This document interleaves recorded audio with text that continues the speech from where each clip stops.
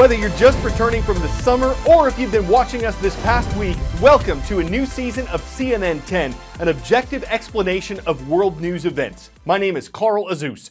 Last week's coverage, which you can view online at CNN10.com, had several reports previewing today's top story. It's a total solar eclipse spanning the U.S. from the Pacific to the Atlantic Oceans. The last time an eclipse like this happened was 99 years ago. The next one isn't so far away. It'll be in the year 2024 over America. For those directly in the moon's umbra or shadow, the sky will darken as the moon passes between the sun and the earth. The temperature will drop. Scientists expect animals to behave as if night is falling. Birds will stop chirping. Cows will head toward the barn. Bats and owls might come out to eat. If, like most of us, you are not in the path of the moon's complete shadow, you can watch CNN's live stream of the event from our website, CNN10.com. Some of those who are in the path have spent years preparing for a celestial event that will last less than 3 minutes.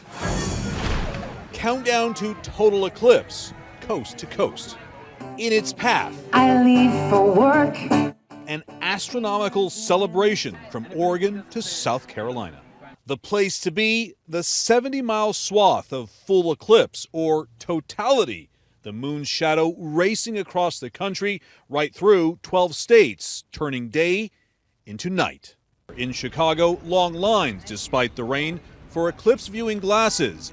Eclipse traffic already heavy. We're hearing a lot of information about that traffic's going to be real heavy that day. We're going to be staying home. Cities and small towns along the path of totality preparing for massive crowds. You think you could literally double, triple, quadruple the size of this place overnight? Oh yeah, very much so. And the people will be spread out through town. In Idaho, all hands on deck for massive crowds across the country. Friends staying with friends, families coming together, millions on the move, even camping out. You've been planning this trip for how long?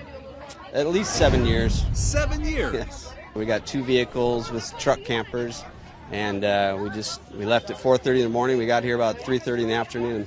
In the path of totality, total eclipse of the theme for everything. It's a chocolate top, it's got the sun ring around it, but then when you break it open, it's full of sunshine and orange creamsicle flavoring. This eclipse unique for the U.S. The last time one went coast to coast here, 1918. Woodrow Wilson was president and the First World War was nearing its end. 10-second trivia. Which of these landmarks would you find at a latitude of 38 degrees north of the equator? Mount Rushmore, Machu Picchu, Damascus, Syria, or the Korean Demilitarized Zone? The area that divides North and South Korea, the Demilitarized Zone, is located on the 38th parallel north. Because the Korean War never officially ended, the DMZ is actually very militarized on both sides of the border. Right now, it's even more on edge than usual following recent missile tests by North Korea, new economic punishments on that country by the United Nations, and upcoming military exercises between South Korea and its ally, the U.S. Those start today. They happen regularly and typically anger the North, which sees them as practice for an invasion. The U.S. and South Korea say they're only practice for defense. But with all this going on, here's a slice of life from the southern part of the DMZ. Art class in the local village school. Today it's all about making felt bags. This scene could be anywhere in the world. It just so happens to be on North Korea's doorstep. Taesung's the only South Korean village within the DMZ, the Demilitarized Zone between North and South Korea. North Korea is just about 500 metres away from this village at its closest point. So residents here really do feel any increase in tension far more than anybody in the rest of the country. And another thing they have to deal with 24 hours a day, some of the residents are telling me, is this propaganda broadcast coming from North Korea. All of the houses here, I'm told, have special soundproofing, very thick walls to try and give them some kind of respite from the 24/7 broadcasts. 197 people live in Taesung, also known as Freedom Village, mostly farmers who need a South Korean military escort every time they go to their fields. One step too far and they're in the north. Very few residents want to talk on camera, saying the situation is too tense. Cho Yong-suk, who runs the one restaurant in the village, tells me this is the most concerned she's been in 38 years of living here. Although the North was threatening Guam, she says, we still see this as quite negative. We lock our doors at night now, which we never did before. Only residents are allowed in, checkpoints and a nightly curfew of midnight, part of the daily routine. As are regular evacuation drills to the village shelter, stocked with gas masks and emergency supplies. The propaganda war between the two Koreas is not subtle here, each side increasing the size of their flagpoles over the years. North Korea is currently in the lead with a pole of 165 metres. There have been 2 abductions of Taesung residents by North Korean soldiers over past decades, but no one is thinking of leaving. Amidst the soldiers, the mines, the incessant propaganda music, this is still home. Paula Hancock's CNN, Taesun Village in the DMZ. Siu Tae-wong is a CNN hero, an ordinary person making an extraordinary difference for his work to save sun bears. They're the smallest species of bears. They're classified as a vulnerable species, and dozens of them are getting a second chance to thrive thanks to Wong.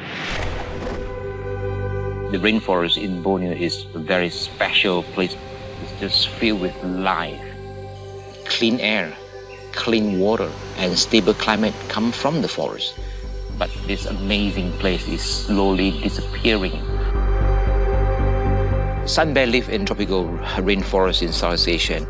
They play very important roles that keep the forest healthy and everything in balance. But the forest in Southeast Asia has been widely deforested. And they face a lot of threat from hunting and poaching. Sun bears are in deep trouble. I grew up by rescuing birds and so on. I study wildlife biology and I met a professor. He was looking for a Malaysian student to do a study on sun bear. I said, hey, I'm your man. When I first started, no one has ever studied sun bears. The more I learn about them, the more I care. The more I care, the more I worry. I have to help them.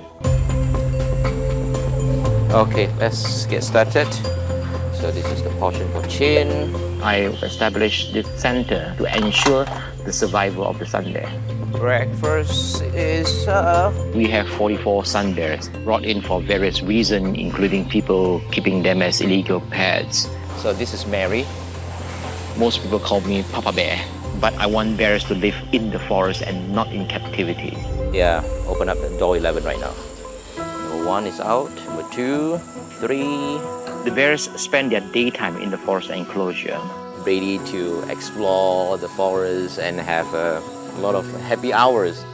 They learn to forage, to climb trees, getting themselves ready to be released and survive in the forest one day. Where do they sleep? Spend time here, you'll see the bears sleep on top of the tree. When I see visitors excited about the sun bears, I feel like a proud father. The sun bears is climbing the tree. They can climb 50 meters above the ground. People can see how special is the sun bear and learn about how their survivals are important to ours.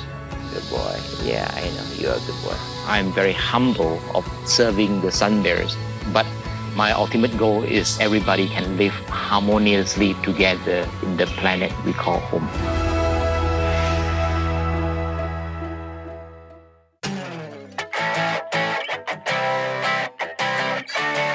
We're giving this a perfect 10 out of 10, even if it made us all hungry. It's the Guinness World Record for longest pizza. At more than 6,300 feet, it stretches more than a mile long. The California concoction is not low-cal. It took more than 17,000 pounds of dough and almost 5,000 pounds of cheese to make. And that took a team of over 100 people to put together. So how do you bake that? By conveyor belt. So if you want to beat the record, don't get mad, get oven. Who wouldn't want a pizza that pie? It's the biggest you ever saw. It's a slice of life, perfect for a show topped with cheesy puns, and we bake and serve it all daily at CNN 10. I'm Carl Azus.